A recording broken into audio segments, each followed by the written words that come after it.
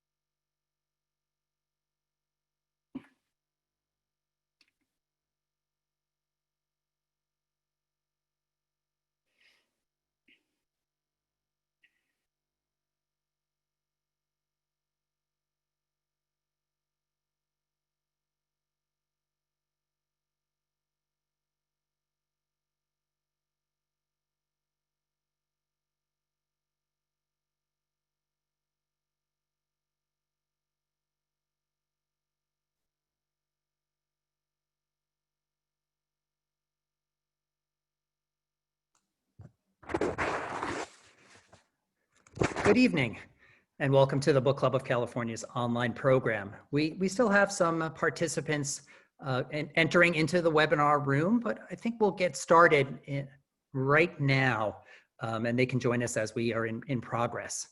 So again, good evening and welcome to the Book Club of California's online program this evening. It's called 50 Years from Wisconsin to Nepal Through the Eyes of Quelquefois Press, presented by Mary Laird. My name is Kevin Kosick, and I'm the Executive Director for the Book Club of California, and it's my pleasure to welcome you and host this webinar this evening.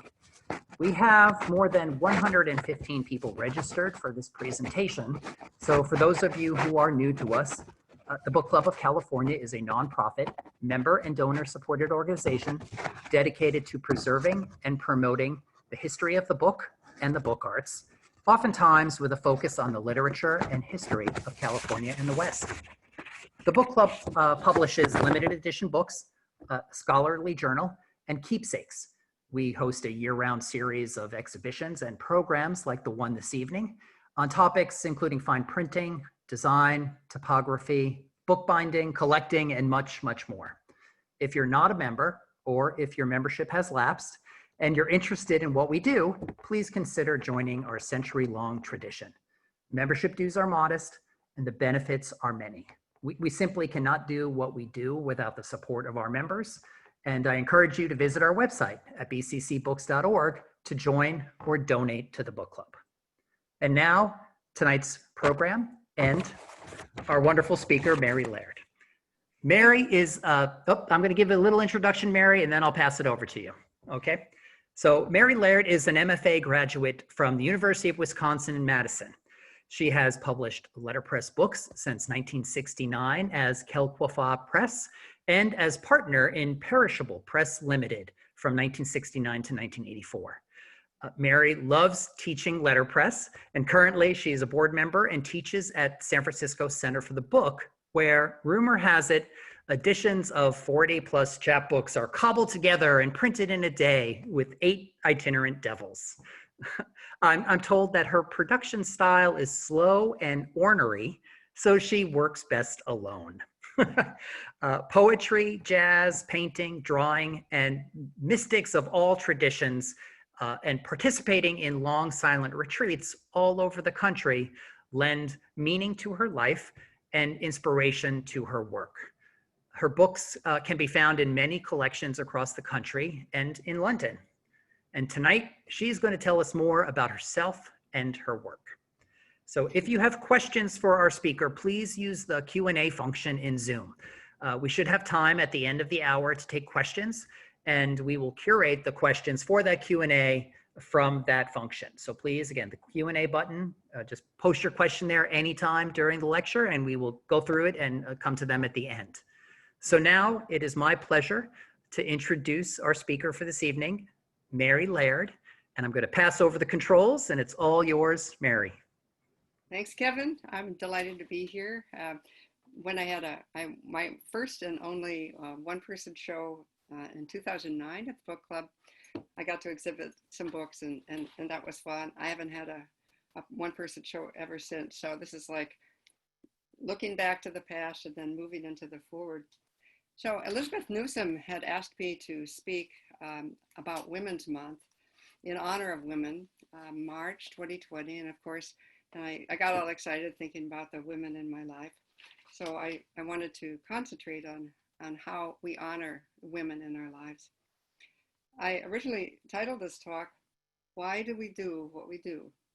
Is what we do who we are? Is it possible to re-examine your life in a non-judgmental way, to observe it with some detachment and independence? What happened in the past? What's happening now? And what would you like to see happen in the future? Well, the title morphed to 50 years from Wisconsin to Nepal in the eyes of my press, sometimes Quelquefois. Then COVID put us all on hold. Hundreds of thousands of people have died, and they're still dying. And certainly, ironically, we've all had all of this time to contemplate our lives, what we're doing. So I wanted to start out with this beautiful poem that Lynn Prather sent me. It's a poem by Lynn Unger, Pandemic. What if you thought of it as the Jews consider the Sabbath, the most sacred of times? Cease from travel, cease from buying and selling. Give up, just for now, on trying to make the world different than it is. Sing, pray, touch only those to whom you commit your life. Center down, and when your body has become still, reach out with your heart. Know that we are connected in ways that are terrifying and beautiful. You could hardly deny it now. Know that our lives are all in one each other's hands. Know that has become clear. Do not reach out your hands. Reach out your heart. Reach out your words. Reach out all the tendrils of compassion that move invisibly where we cannot touch. Promise this world your love, for better or for worse, in sickness and in health, so long as we all shall live. How do you integrate the different aspects of who you think you are with what you believe in? How do you rediscover your capacity to hope when there seems to be none? What happens to you in a crisis? You go to the gym, call a friend, make another painting, pray, run, bike 40 miles, eat, smoke, drink, volunteer at the front lines, set another paragraph, letter by letter, in lead type, go for a walk, retire to nature, hide in a cave for a month. What makes you happy? So here we are, 1969. Me, my husband, Walter Hamady, my mom, Clarice, and her cleaning lady, Mrs. Flashberger. That year, as Kevin said, I began Quelquefois Press and became a partner in Perishable Press Limited. We were young and in love. We had 3 children, Laura, Sam, and Mike. We printed and published over 93 editions of poetry books together. We read and agreed upon manuscripts. We made the paper. I set and distributed the type. Walter did most of the printing. Usually we both worked on the simple bindings. If they were more complex, we had Elizabeth Connor in Chicago, or later Bill Anthony, bind them. We got divorced. I got my MFA, moved to California, married John Malork, and Walter died on his birthday, September 13th, 2019. He was a brilliant bookmaker. On the right, a painting done post-mortem by Frederick Freer of my grandmother, Harriet Remington, who was an instructor of German at the University of Wisconsin in the late 1890s. Her husband, Arthur Laird, was a professor of Greek and Latin at the university. She died in childbirth in 1901. Helen, her sister, on the left, was a suffragette, a civic leader and president of the Kappa Kappa Gamma sorority on the Madison campus. Harriet and Helen came from a family of 6 children. Their father, Cyrus Remington, was a lawyer in Baraboo, Wisconsin. He wanted all of his children to attend university. Women were officially admitted to the University of Wisconsin in 1863, though relegated to the periphery of the normal school immediately. The issue of their physical health was addressed by the Board of Regents. In their 1872 report, the Regents mentioned establishing a room in Ladies' Hall for the practice of gymnastics accompanied by music. There's no evidence that either of these suggestions were ever acted upon. In 1874, the first-year women were actually admitted to the university proper. They petitioned the faculty for use of the men's gymnasium. Permission was granted for 2 60-minute sessions a week. The university press applauded the women for taking the initiative. We glory in their heroism and pluck, our sister students, and assure them that they'll persevere in spite of their trifles such as broken ribs and smashed noses. Great Aunt Helen wrote a book called Women and the State University, published in 1909. She chronicled the hiring habits at the University of Wisconsin. Women were allowed to teach Phi Ed, education, home ec, and other women's classes. The pay was not commensurate, of course. And as of 1966, you could not have 2 professors on the faculty. One had to be an instructor even then. I'd like to share something pulled from the Wisconsin archives regarding Helen.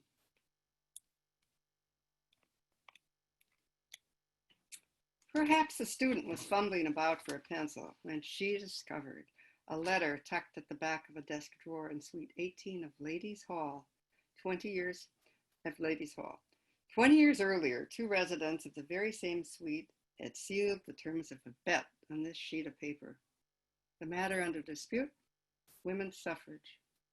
To whomsoever may inhabit numbers 18 and 19, on the 22nd of February, 1896, be it known that a treat is due you on that day, from a bet which Juliet D. Meyer and Helen M. Remington made on the subject of women's rights.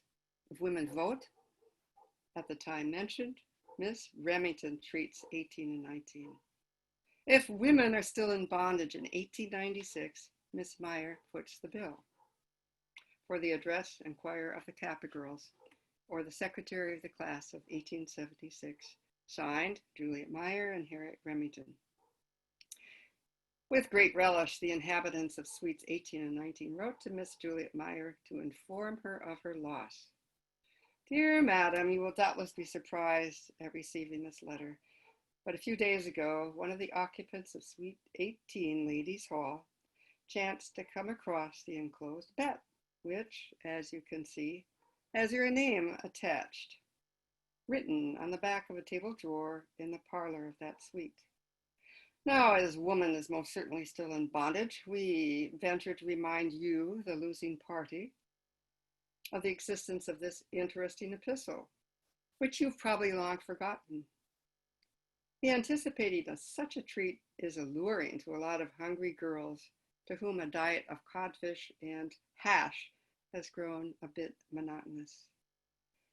Mr. Harry Mosley, who says he knows you well, assures us you're a very charming lady and one certain to meet your obligations.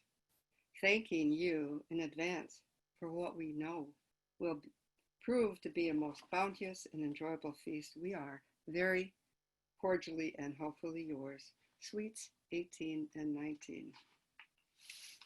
So on that February 22nd, 1896, Meyer hosted the Betts beneficiaries at the Hotel Van Etta, which is no longer there. I did look it up.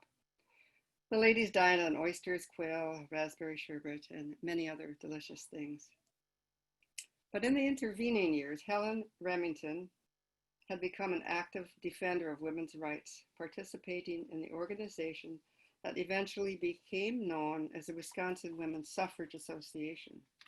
At her side stood husband and UW-Madison law professor John M. Olin, the university regent and president of the Wisconsin Bar Association.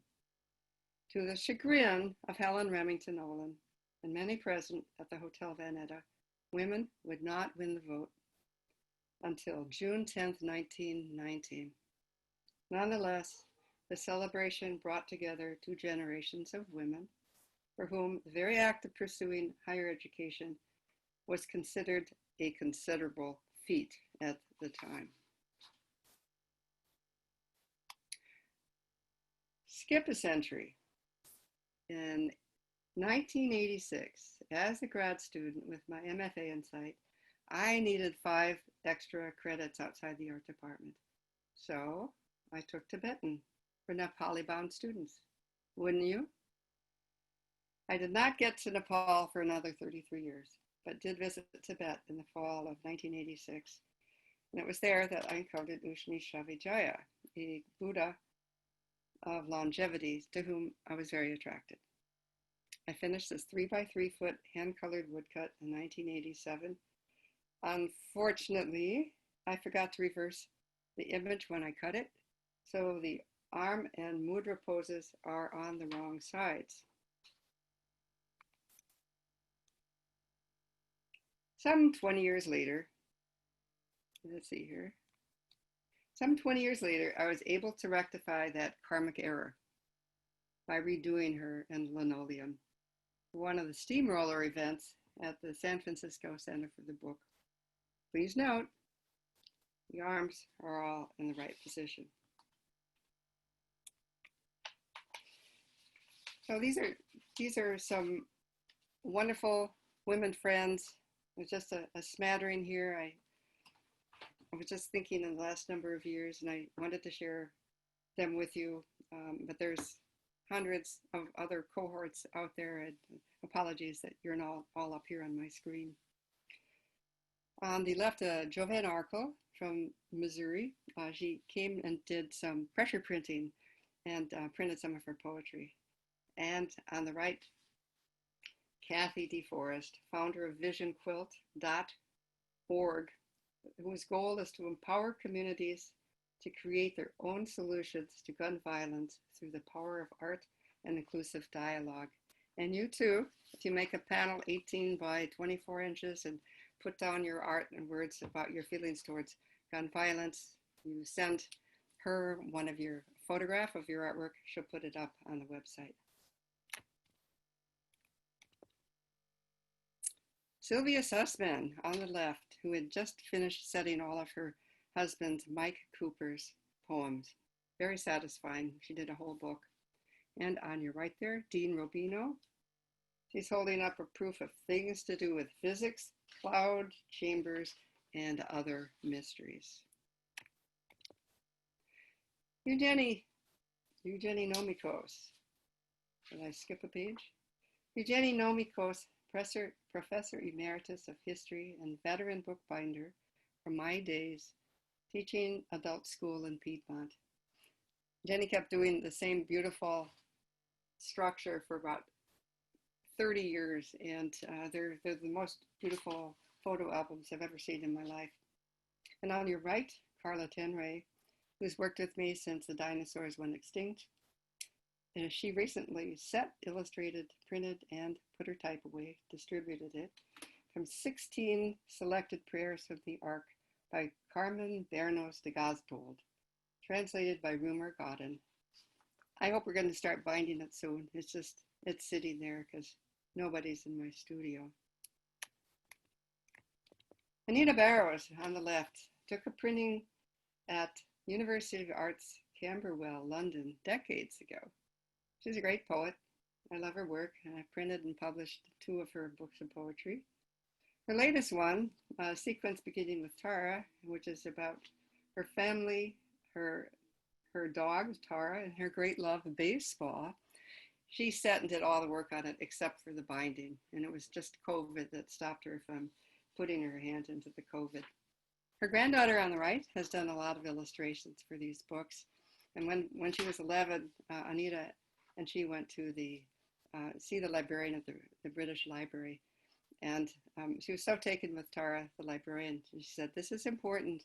You're 11 years old and your artwork is going to be in the library. I hope you keep this up." It was a great experience. So I want to read, this is the colophon from a sequence beginning with Tara. Sunny and hot, vases loaded by Anita Barrows and Mary Risala Laird. Somerset book paper from Takach. Handmade end papers from Laird's archives. Covers made with Campbell Logan Japanese silk. Dante type is from Bixler, hand set and printed by Anita B. Drawings by AB and ML, printed from polymer plates. Satin colored baseballs, score over pochoir. Cover drawn and lino cut by C.L. McKay. Bottom of the 9th. 4-needle binding with linen thread with help from the bullpen. In honor of Tara in all forms and Tristan Rooster on first, edition of 65. Kalina Honda on your left, Susan Snyder's granddaughter. And my hope for the future of letterpress. She's printing one of her Chinese New Year's cards that she drew and Susan cut. And Susan's on the right, printing her New Year card for the Year of the Rat. This is the best part of the show. I got the paper.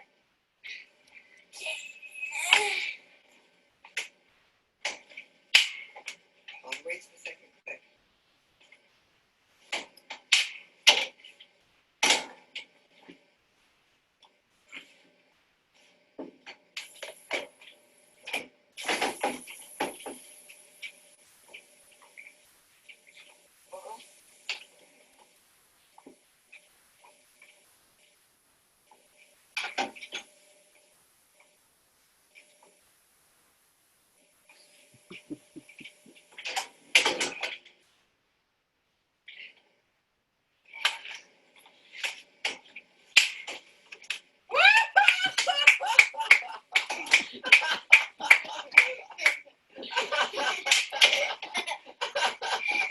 You did every step of the way, Kalina.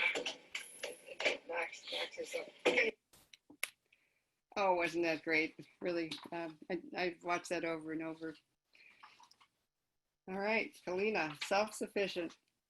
So this brings us to Belinda Luisa de Jesus, her children, Malaya and Stinson, authors, drawers, and yeah, they each wrote a book, a miniature book, and Melinda did 2 of them. Melinda wrote 2 books. They're little tiny, you can see them all there. So Malaya and Stinson are hand coloring them. So we printed 3 editions of books all at once on the bed of the press. It was really a stretch for me, and you're right, I've never done that before, never. I'll probably never do it again. Malaya wrote and illustrated one, and Stinson did the one I mentioned. And Melinda did 2 with illustrations from Malaya. And you could buy copies of these little gems from Melinda on Etsy. Aha! So I don't want to leave out the other half here. A few men have joined the cohort and as the opportunity presents itself basis. At least then, when we could still enter into each other's studios. Both Nathan and Jim are writers. Nathan proposed to do an 8-up, 16-page book in an edition of 1. After I said no, we set to and did it in 2 days. Jim took a more traditional route, printing 20 to 30 each of 2 poems. Incidentally, Jim is the president of the Hillside Club here in Berkeley. I became a member last year. Check it out. Now here's Nathan's dummy. It was really incredible. So it was designed to be uncut as a finished book in that edition of 1 I mentioned. But I insisted we print a few more because I couldn't stand the idea of just printing 1 book after going through all that work.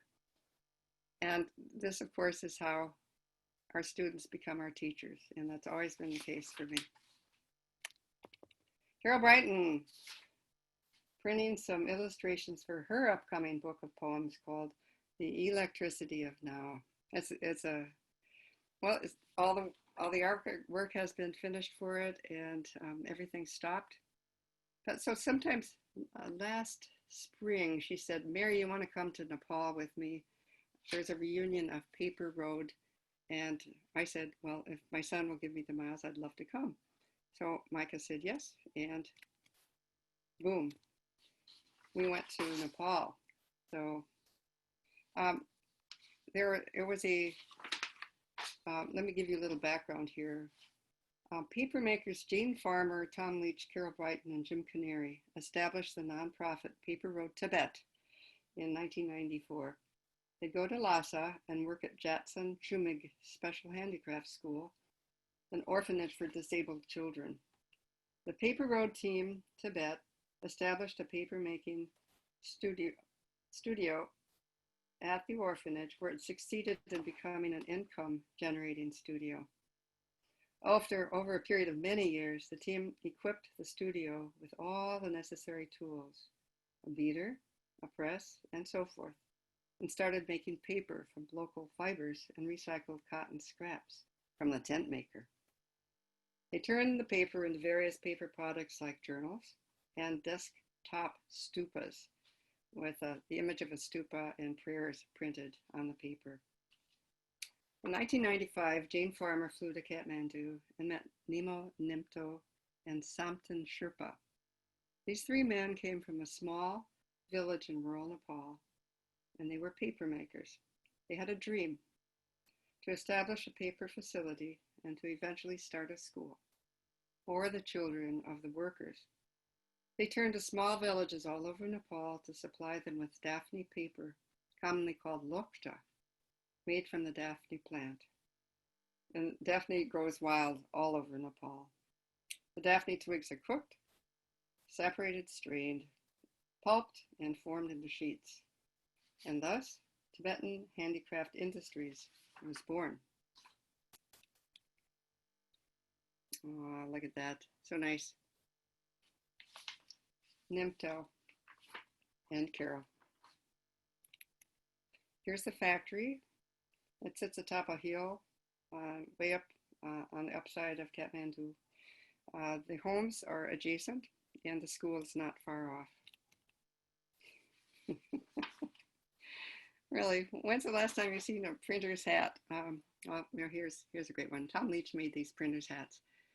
And Nemo and the cheetah, Sherpa, are on the right. And Samten's widow is on the left. Samten was one of the brothers, and he took a fall off the roof of the school when they were building the big school. So they named it Samten Memorial Academy. Here's in the garden, Nimto's wife, Nawang, with Carol. So now the Paper Road reunion of Carol and Tom had 3 goals, besides visiting their beloved Nepali papermaker friends. For Tom, it was to teach Western marbling. For Carol, to teach sumanagashi. And for me, to teach some non-adhesive book binding. So this picture looks pretty austere. It's really a large school.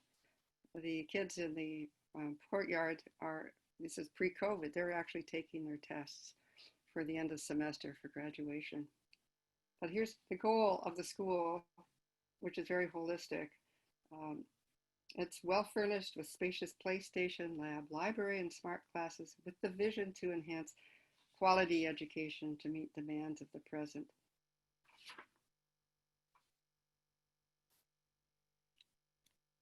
So now we're inside the factory. This is the gift shop. The white looked up paper is dyed and silk screened. There's over 2,000 different silk screens there from businesses. The paper turned into books, the stationery, hanging things, ornaments, textiles, if you could imagine paper textiles. And the factory employs 85 people, predominantly women. All the children of the workers attend school free. And the school's grown to 500 students, about 50 of them from a surrounding community. And some of them are on scholarship. So it's really ideal if you can have a scholarship. So that was one of our goals as visitors and friends to see that happened. But now, of course, the school, the factory, and everything's closed. Look at that. Aren't they beautiful? They are shredding up looked up paper that's been dyed. And I'll give you another picture here. It's spinning. They're spinning the paper long strands into thread, and then they're going to make textiles from that. So when you're making paper Nepali style, you form the paper in the screen, you take the screen outside, you set it up in the sunshine, you walk away, and then when it's dry, you come and pull it off the screen. Quite different from Western paper making. Ah, finally, Tom Leach. You probably wondered when he was going to show up. There he is. He's so dedicated. He's just laying the colors down for the marble. There he is, laying the paper, pulling the paper off. And now they get to play. They were at it for a week, just making sheet after sheet after sheet of paper. It was thrilling because they'll know how to do this on their own, and they will, when things are back up and running, they'll channel it into some of their products. So there they are, Mother Nature's dryer.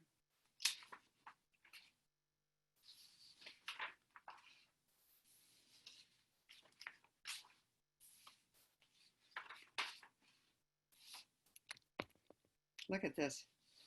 I don't know if you can, yeah, you can kind of see it. Some of them have silkscreen designs on them. It was really hard to choose paper, like which paper do I want to buy to take home? And I just wanted to look at it all. And it's so labor intensive. Painted gold, dyed gold. They would often take the look to paper and make it double thickness or triple thickness. And the women they'd be sitting down cross-legged, and they'd have PVA in these huge big buckets. And they'd slather the top piece of paper and then put another piece of paper on it and bone it down. And then later it would be put under pressure. So imagine when I was teaching the book binding, and actually I wasn't teaching them anything they didn't really already know, but they humored me and we had a lot of fun. They'd go into this room and they'd pick the sheets that they wanted. And it was like, you know, going into the candy shop. Behind me are boxes of this thick black dyed paper that was going to monks in Tibet. And in the foreground, everyone's watching me attentively. And I'm getting to fold and use all this beautiful paper. And I'd show them one demo, and then they'd do like 4 or 5 books in the time it took me to do one. They're super fast. And there we've got a Haiti Kyle wallet structure. And Tom had taken the fall there, so he's all plastered up. Look at that. We're already done with our trip to Nepal. And we're giving a check. We're giving some money for a student. We hope it's enough for a scholarship. And we, gosh, everybody hopes the best for all of our children for the future, don't we? So here we are. We're going to take the flying carpet back to Berkeley. My flying carpet is faster than my fingers here on my notes.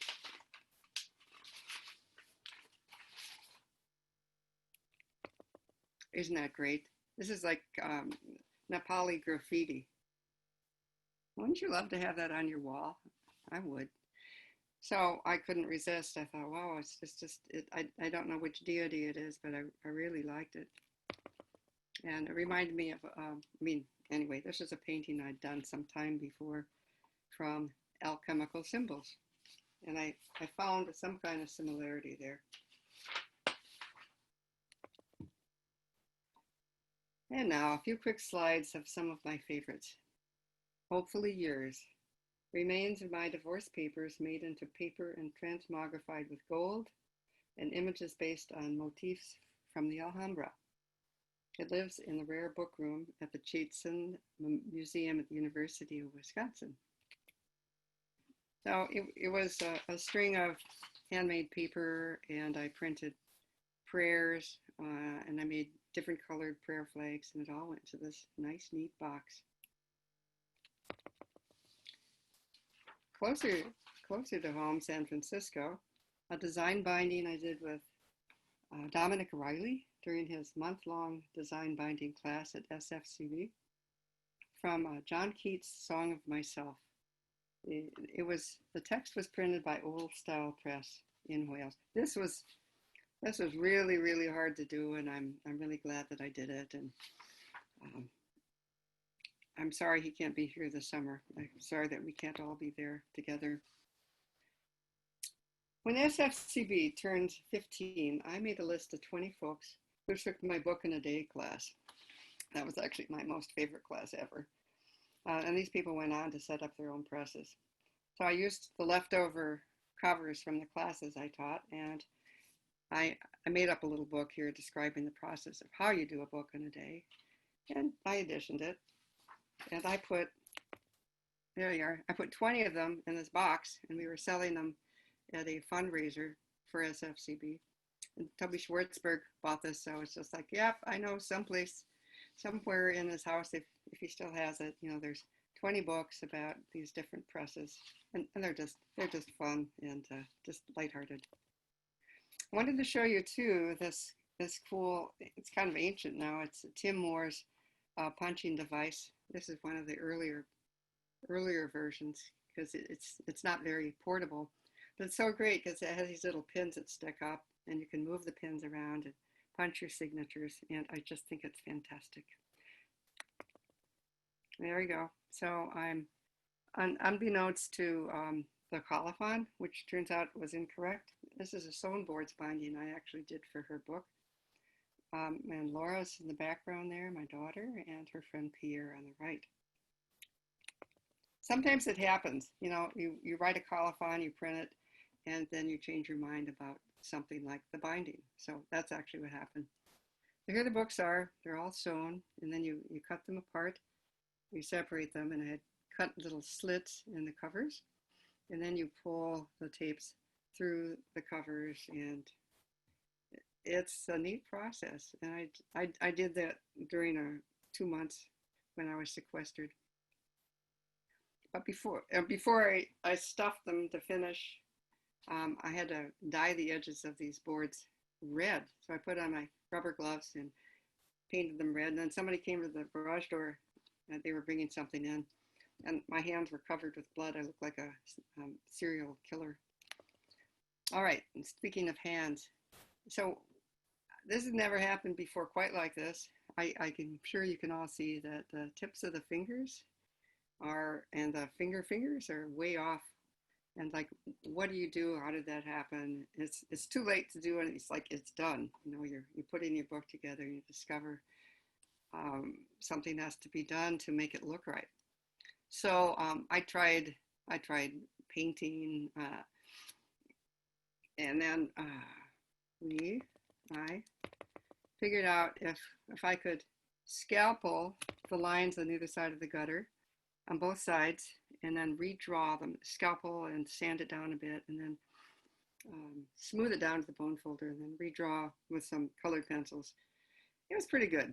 And there were two hands in each book, and it happened because we weren't feeding the paper in exactly at the same spot. So it was like a good lesson, but it was fun and it turned out okay. And our hands are all gnarly and crooked anyway. Usually you're not supposed to talk about your boo-boos, but I thought you'd enjoy that one. And life is nothing but boo-boos. So if you can make, the lemonade out of it, then that's wonderful. So here's the Buddha's foot. And it was a big print that I did, 15 by 22 of that easy cut linoleum. I did it on my Vandercook, and I sheen collated the main foot there, and and part of the hand that's in the upper left-hand corner. I made 7 copies. It was lots of fun. I worked on tackets. It has a board cover, and that really moves us right up to a wonderful poem by Rilke. So we have this 85-foot tree in our backyard. And this is about patience. And I'd like to thank Kevin for his patience in the beginning, because we were really having a hard time getting the mechanicals right. So, Patience by Rilke. Works of art are of an infinite solitude, and no means of approach is so useless as criticism. Only love can touch and hold them and be fair to them. Always trust yourself and your own feeling, as opposed to argumentation, discussion, or introductions of that sort. If it turns out that you're wrong, then the natural growth of your inner life will eventually guide you to other insights. Allow your judgments their own silent, undisturbed development, which, like all progress, must come from deep within and cannot be forced or hastened. Everything is gestation and then birthing. To let each impression and each embryo of a feeling come to completion entirely in itself, in the dark, in the unsayable, the unconscious, beyond the reach of one's own understanding, and with deep humility and patience to wait for the hour when a new clarity is born. This alone is what it means to live as an artist, in understanding as in creating. In this, there is no measuring with time. A year doesn't matter, and 10 years are nothing. Being an artist means not numbering and counting, but ripening like a tree, which doesn't force its sap and stands confidently in the storms of spring, not afraid that afterward summer may not come. It does come, but it comes only to those who are patient, who are there as if eternity lay before them, so unconcernedly silent and vast. I learned it every day of my life, learn it with pain I am grateful for. Patience is everything. Rainier Maria Rilke. So John, on the left, on a Ellen Dye acorn card that I transmogrified and put John's little sketch there. We thank you for your patience. I want you to stay well. I want you to be kind to yourselves. I want you to surround yourself with nature, and thank you so much for tuning in tonight, and Kevin and the book club. Thank you. Mary, I'm jumping back in here because we do have some time to take some questions, and there have been a couple of questions in our Q&A that I would love to talk to you about. But first, I want to express my personal appreciation for your talk tonight. The themes that you've talked about, love, family at first, love, hope, just now kindness and patience. That is something I think we all need a little bit more of in our lives, and need to be reminded how important all of that is. So thank you during these difficult times of reminding us of those important themes in our lives. We have a couple of questions about book production or paper making, some kind of, I guess, technical questions that came up, and I'm going to throw them your way and see if you can help us out and answer some of them. And the first one has to do with that gorgeous gold paper that you showed us on the screen. And there's a question about how is that actually made? How is that gold paper made? Is it gold leaf or pulp painting or something else? It's not gold leaf. The dye is poured right into the paper pulp. Wow. How long does that take to make it gold? You have to make the look to paper first. Oh, I see Mm-hmm. what you're saying. Ah, that's a good question. I'll have to ask Carol Brighton. That's okay. You can't have all the answers right now, right? There's been some questions, and you've mentioned the edition size of some of the projects that you've worked on. So, and some of them have been super small, like one book, right? Somebody wanted to make one book, and you were like, we have to make more than one. And you mentioned 7 copies of the Buddha's Foot project. So maybe you could just tell us a little bit about the range of edition sizes that you've worked on and what those projects were. Yeah, well, since I moved to California, the largest book I did was 200 copies, which was really, really a lot. It was a book by Joe Nepal. It's called Snake Train, Freight Train. And I eventually sold them all, but or I gave them, gave some away. So 200 was the largest. And the smallest, of course, is the one, which wasn't mine to give. And actually, it's not an edition if it's one. I don't think of it as an edition.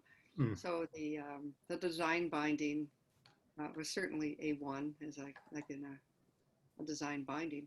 But printed, I usually do 60, 65. Right now, that's pretty much it. And I'm thinking like, wow, what are we going to do with all those books? I'm sure there are lots of people who would love those books. In fact, I bet, and I know there's a number of your students who are here on the presentation today.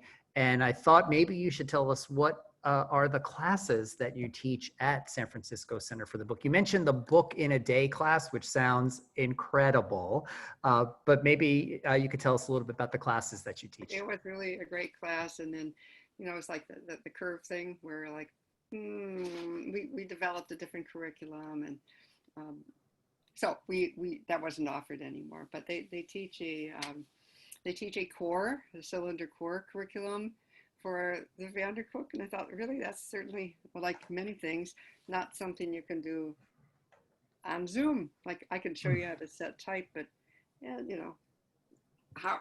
it's not quite like watching paint dry, but it's like watch it for a few minutes and then you'd run screaming from the room unless you really thought that was fantastic and you'd like to read it backwards.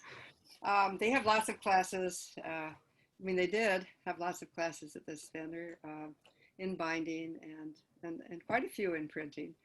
But if you think about it, like the whole process is like, don't you want to, like, if you're a binder, you want to have, wouldn't it be neat to have something that you printed and then you can bind that, and you think about it when you print it in order to bind it. So, and there are some people who've done that, but for me, the joy was always in being able to do all these different aspects of, from paper to finish. Even selling has a certain allure, not so much, but it's kind of fun. You figure like, how are you gonna? You take your work and they like it or they don't like it, and it's really neat when they like it and they want to put it in the collection, right? Right. Yeah, of course. That's a great end game, right? That's what you want to have happen. So it's in a collection. There's a question. Well, this presentation, as you mentioned at the beginning, was supposed to happen back in March, Women's History Month. And there is a question in the chat or in the Q&A about your thoughts about women in printmaking today. especially Wow. like in higher ed, and has it improved? Like, what's your take and your I'm, thoughts on the women in printmaking? I'm not in academia anymore, but I know that all the women, I know a lot of women printers, and they're really good, and they're teaching, and I think that women have the number of women in printing has increased a lot. Women have always been great printmakers. Um, I used to be, like advocating, oh, teach at the university, but that's a hard sell because there's not a support for um, Mm. the system really doesn't support anybody in that endeavor. So I don't know, but I would say that what I love doing what I'm doing, and if I can make if I can make my prints, which I can some of the time on my printing press, then I can make it do printing, and I can do printmaking, and there's a lot of things you can do. You could cut wood cuts, linoleum cuts, multiple color prints. It's, I mean, I think it's like now of all times, figure out something that you actually enjoy, because Mm-hmm. everyone's broke, right? And everyone's stopped, and so many people are depressed. Some people are in really horrible, dire Mm-hmm. straits and dead. So Yeah. we, uh, you know, it's just like find something that really brings your heart out, moves you, and gives you some hope, and surround yourself with other people that feel that way, and stop watching the news every night. Unless you're resilient enough to float on top of the waves, then that's okay. Right. I'm not, so it's hard for me. My husband is. He just rides on those waves.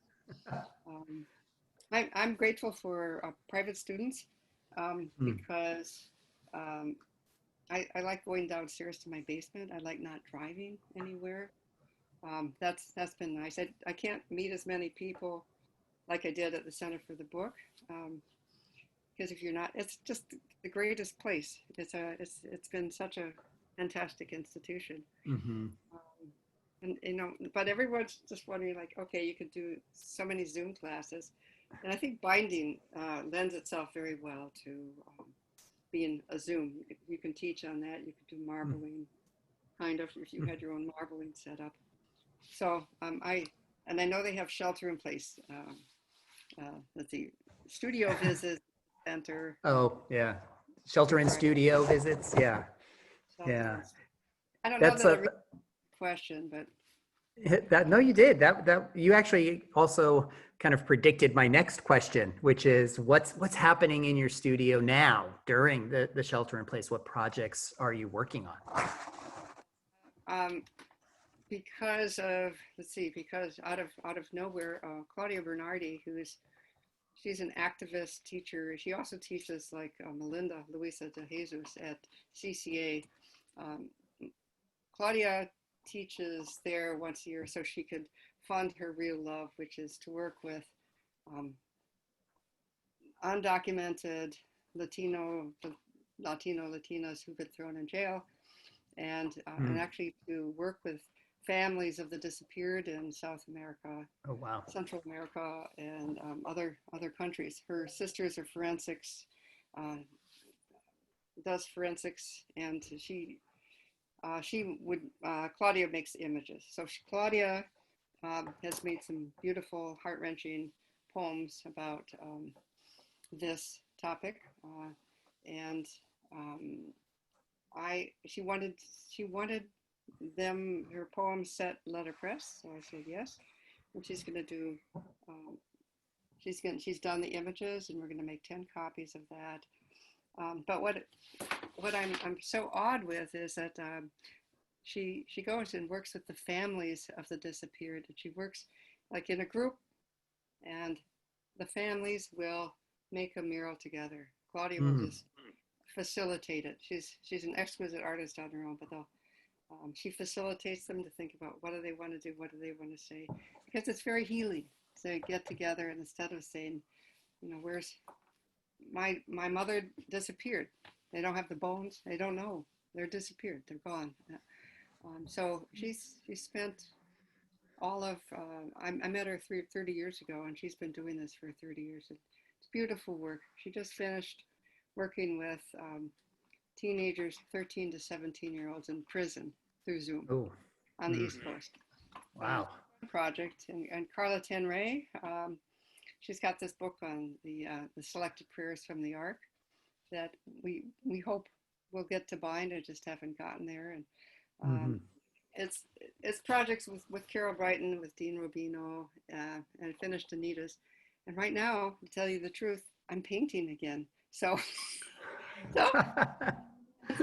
I'm painting and I'm making masks. If I could here, yeah, I'm making, I make masks, and they go to a connection, Daryl Allums, who's been a real friend of Vision Quilt for against gun violence, and so we're all interconnected, aren't we? Yeah. Yeah. You mentioned a couple things just now about connectedness. And I think there are a couple which relate to the couple of questions about the spiritual side of your work. And people, I think, are curious as to how that developed. What's the origin of your spiritual side? How did you develop the love for Tibet? And Right. yeah. When I was a kid, I always liked mystical stuff, and Mm. I was raised Baptist by a man who became a Unitarian minister, so that's weird. But I always loved mystical things. Don't ask me why. I think I always wanted to have a luminescent experience. So I read the lives of the saints in college, and fascinated. I'd read all about, the monks who would sit on these stiles way up high or sit in trees. And I don't know why that. I was probably because I was a preemie. I don't know. You identify. I don't know, but I'll tell you what. I hooked up with the Sufi community. Let's see, it's a interdenominational community, and the mystical openings for that on retreat were wherever retreat, whether a religion or nature or any kind of place that will get you to quiet down and open up your heart and your mind and to contemplate, really, meditation, contemplation, and Yeah. see who you are, and that there are choices, and you're bigger than you think you are, because we're all pretty, I don't know, I'll speak for myself, pretty contracted a lot of the time, and you think, oh, it's just me, and then, or, big issues, what do you believe in? But, and the Dalai Lama, he's a great one. I love His Holiness. I thought, well, it's like, show me something, and it's just he's he's a happy being, and he's been through such tragedy, and his people have been, which is like it's easy to point that out as the Dalai Lama, but it's each one of us, right? Mm-hmm. Yeah. Yeah. I mean, I can see how you're drawn to all of that and how it comes through in your work and in your personality and all of our conversations. You're very mystical and magical. There's just something about you that I think is just terrific and delightful. And it came out in this presentation, which I love. I like, I mean, what's there not to like about light? Yeah, I agree.